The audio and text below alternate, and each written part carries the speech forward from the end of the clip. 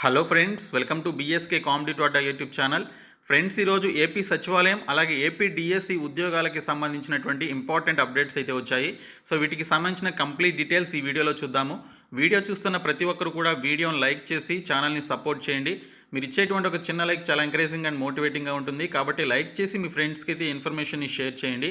First time మన ఛానల్ని visit చేస్తే సబ్స్క్రైబ్ చేసుకొని బెల్ సింబల్ని యాక్టివేట్ చేసుకోండి.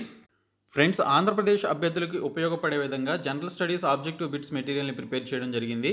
మొత్తం 14,000కి పైగా బిట్స్ అయితే ఉన్నాయి. ఆంధ్రప్రదేశ్కి సంబంధించినటువంటి టాపిక్స్తో పాటు జనరల్ స్టడీస్లో ఉండేటువంటి అన్ని టాపిక్స్ కలిపి ఈ యొక్క మెటీరియల్ని ప్రిపేర్ చేయడం జరిగింది.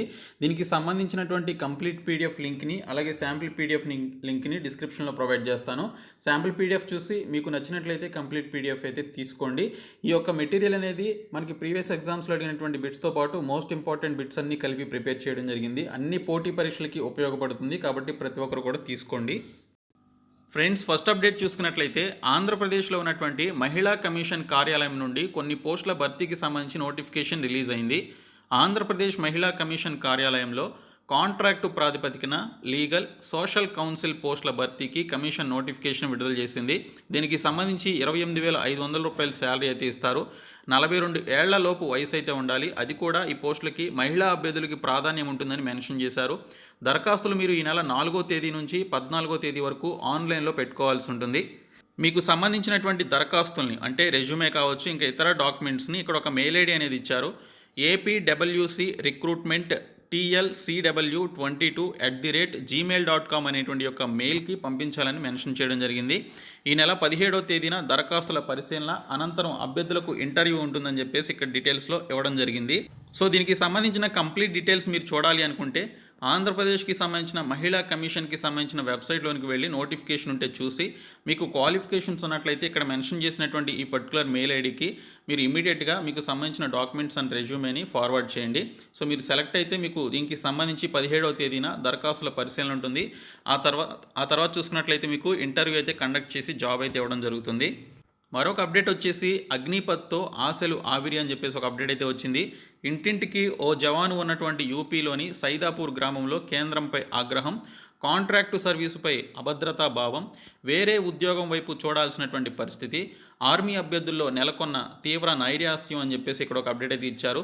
ఉత్తరప్రదేశ్లో ఉన్నటువంటి బులంద్ షహర్ జిల్లాలో సైదాపూర్ గ్రామం అనేది ఒకటి ఉంది. సో అక్కడ 2,000 ఇండ్ల దాకా ఉంటాయి. వీటిలో దాదాపు సగం కుటుంబాల్లో కొన్ని తరాలుగా సైన్యంలో పనిచేసిన లేదా పనిచేస్తున్నటువంటి వారు ఉన్నారంటే దేశ సేవకు ఆ గ్రామస్తులు ఎంతగా ముందుకు వస్తున్నారో అర్థమవుతుందని చెప్పేసి మెన్షన్ చేశారు.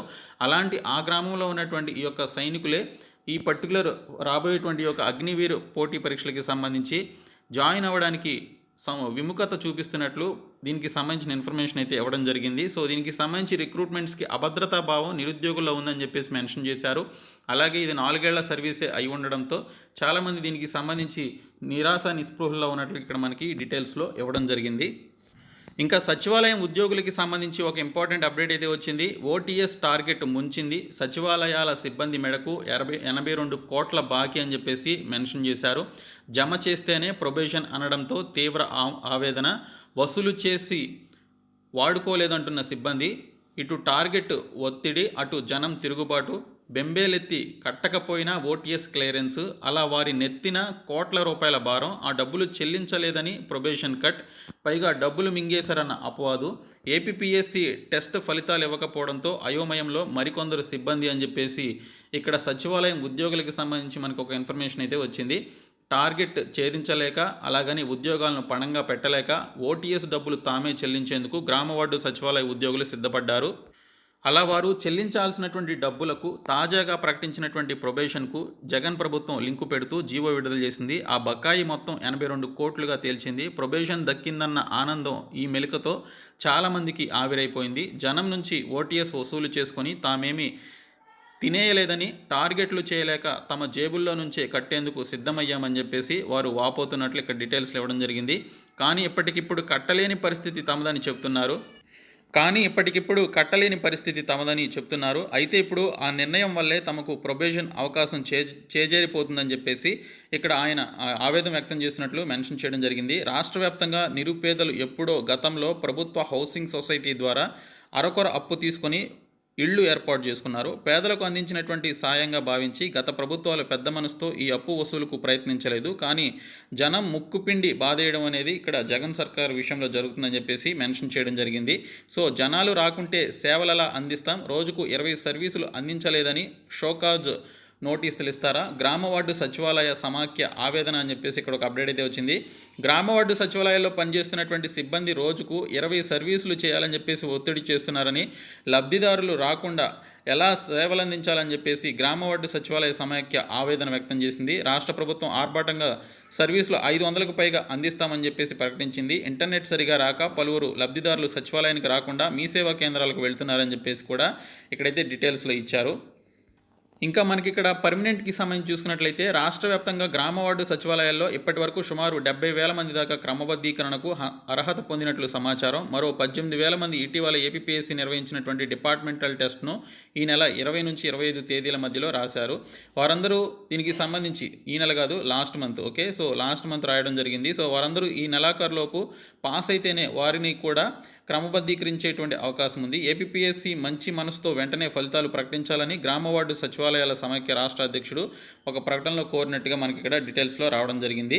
మరొక ఇన్ఫర్మేషన్ చూసుకున్నట్లయితే డిఎస్సికి సంబంధించినటువంటి ఇన్ఫర్మేషన్ వచ్చింది. పిల్లలు లేరు, టీచర్లు లేరు అని చెప్పేసి ఒక ఆర్టికల్ అయితే వచ్చింది. సెకండరీ స్థాయి దాటని 2 లక్షల మంది, భారీగా తగ్గినటువంటి ఎన్రోల్మెంట్ రేటు, కొత్త నమోదులో 2.8 లక్షల తగ్గుదల అని చెప్పేసి మెన్షన్ చేశారు. ఇంకా 50,896 ఉపాధ్యాయ పోస్టుల ఖాళీ అని చెప్పేసి ఇక్కడ మనకి డీటెయిల్స్లో ఇవ్వడం జరిగింది. సెకండరీ విద్య తీరుపై కేంద్రం సీరియస్ అని చెప్పేసి కూడా మెన్షన్ చేయడం జరిగింది. సో ఆంధ్రప్రదేశ్లో సెకండరీ స్థాయి పాఠశాలల పనితీరుపై కేంద్ర ప్రభుత్వం తీవ్ర ఆందోళన వ్యక్తం చేసింది. అత్యధికంగా 2.8 లక్షల ఎన్రోల్మెంట్ ఈ పాఠశాలల్లో తగ్గినట్లు గుర్తించింది. అతి భారీగా 50,896 ఉపాధ్యాయ పోస్టులు ఖాళీగా ఉన్నాయని చెప్పేసి తేల్చింది. సమగ్ర శిక్ష పథకానికి సంబంధించి కేంద్ర విద్యాశాఖలోని ప్రాజెక్టు అప్రూవల్ బోర్డు పిఏబి 2022-23 బడ్జెట్ను ఆమోదించే సమయంలో దిగ్భ్రాంతి గొలిపేటువంటి ఈ వాస్తవాలను బయటపెట్టింది. రాష్ట్రంలో ఎన్రోల్మెంట్ బాగా తగ్గి వార్షిక డ్రాప్అవుట్లు భారీగా పెరిగినట్లు బోర్డు పేర్కొంది. 10వ తరగతి డ్రాప్అవుట్ రేటు 31.3%గా, 11వ తరగతి డ్రాప్అవుట్ రేట్ 7.9%గా ఉన్నట్లు మెన్షన్ చేశారు. సో ఇక్కడ చూసుకున్నట్లయితే రాష్ట్రంలో ఎలిమెంటరీ స్థాయిలో 39,008 పోస్టులు, సెకండరీ స్థాయిలో 11,888 పోస్టులు ఖాళీగా ఉన్నాయని వెల్లడించింది. ఈ పోస్టులను ప్రాధాన్యత కింద తీసుకొని భర్తీ చేయాలని రాష్ట్ర ప్రభుత్వానికి స్పష్టం చేసిందని చెప్పేసి ఇక్కడ మెన్షన్ చేశారు. ఇవి కాకుండా డైట్ కాలేజీల్లో ఎస్సీఈఆర్టీ సంస్థల్లో ఖాళీ పోస్టులను భర్తీ చేయాలని చెప్పేసి సూచించడం జరిగిందని ఇక్కడ మనకి డీటెయిల్స్లో అయితే ఇచ్చారు. మరొక అప్డేట్ వచ్చేసి కేంద్రం గుర్తించిన అంశాలు ఇవి అని చెప్పేసి కూడా మెన్షన్ చేయడం జరిగింది. కొన్ని జిల్లాల్లో సెకండరీ విద్యాస్థాయి దగ్గరే 2 లక్షల మంది ఆగిపోతున్నారు. వారు పై తరగతులకు వెళ్లడం లేదు. పశ్చిమ గోదావరి, కడప, అనంతపూర్, కర్నూలు, ప్రకాశం, కృష్ణా జిల్లాలో ఈ పరిస్థితి ఎక్కువగా ఉందని మెన్షన్ చేయడం జరిగింది. సో కేంద్ర ప్రభుత్వం ఆంధ్రప్రదేశ్లో ఉన్నటువంటి డిఎస్సి పోస్టుల సంఖ్య చూసుకున్నట్లయితే 50,896 పోస్టులు ఖాళీగా ఉన్నాయని, వీటికి సంబంధించి ఎలిమెంటరీ స్థాయిలో 39,000 పోస్టులు, సెకండరీ స్థాయిలో 11,888 పోస్టులు ఖాళీగా ఉన్నాయని చెప్పేసి వెల్లడించడం జరిగింది. సో వీటికి సంబంధించి నోటిఫికేషన్ రిలీజ్ చేసి రిక్రూట్ చేసుకోవాలని చెప్పేసి సూచించడం జరిగిందని ఇక్కడ డీటెయిల్స్లో మనకైతే ఇచ్చారు. సో ఈ విధంగా మనకి ఈరోజు అప్డేట్స్ అయితే వచ్చాయి. సో ఈ వీడియోని మీ ఫ్రెండ్స్ అందరికీ షేర్ చేయండి, మన ఛానల్ సబ్స్క్రైబ్ చేయండి. Thank you so much guys.